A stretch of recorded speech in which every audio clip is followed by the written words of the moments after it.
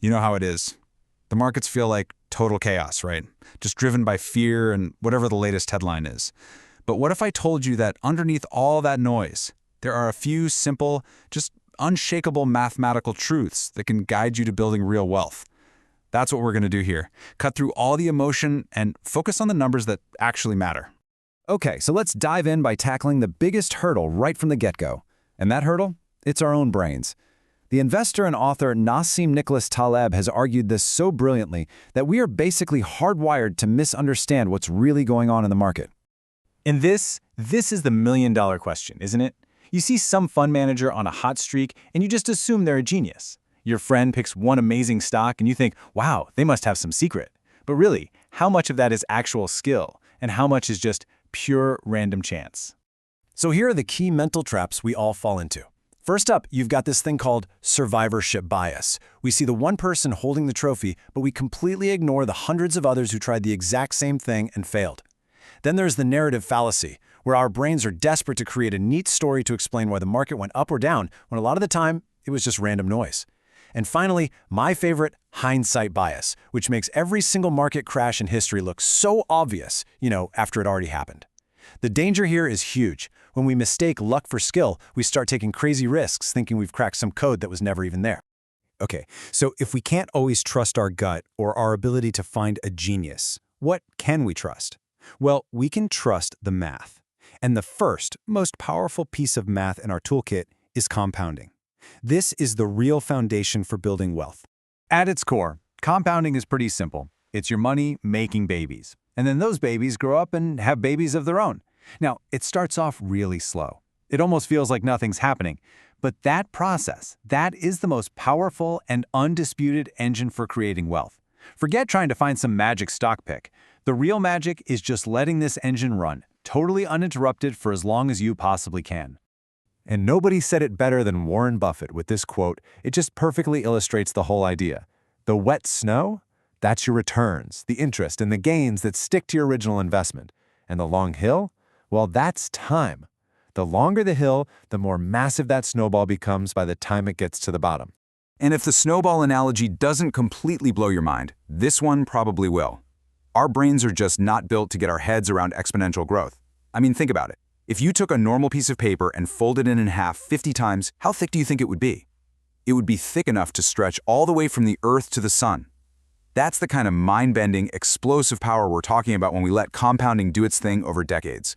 And this right here proves what the most important variable in the entire wealth equation is. And it's not how much you invest, it's time. Just look at Michelle and Matt. Michelle invests for only 10 years, and then she stops, cold. Matt starts right after her, and he invests for the next 30 years. So he puts in 3 times more money than she did, and yet look at the results. Michelle walks away with over $130,000 more. How is that even possible? It's simple, but it's so profound. Her money just had a longer hill to roll down. That 10-year head start was mathematically way more powerful than all of Matt's extra cash. And here's what that actually looks like on a chart. You see, in the beginning, your portfolio is pretty much all your own contributions. But you fast forward 15, 20, 30 years, your earnings, the growth on your money, that becomes the biggest part of the pie. Your money is literally working harder than you are. And that right there is the goal.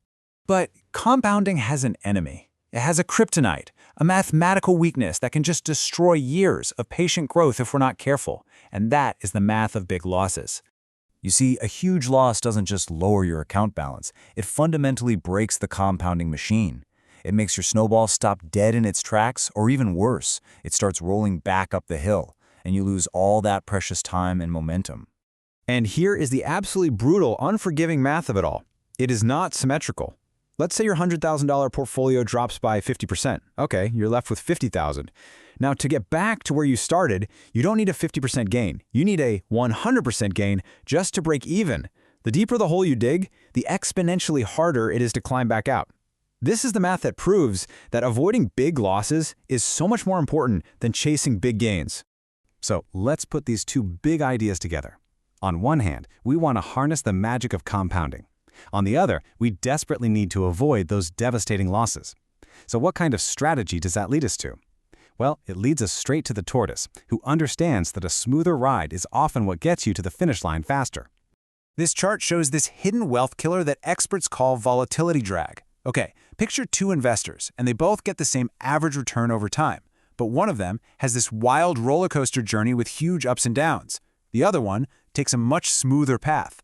So who ends up with more money? It's the one with the smoother ride, every single time. Why? Because those huge drops act like an anchor, creating this mathematical drag that just weighs down your final returns. So how do you actually find that smoother ride? Well, this is just one example using money market funds. Investments like these, they're not designed to make you rich overnight. That's not their job. Their entire goal is stability and protecting your capital.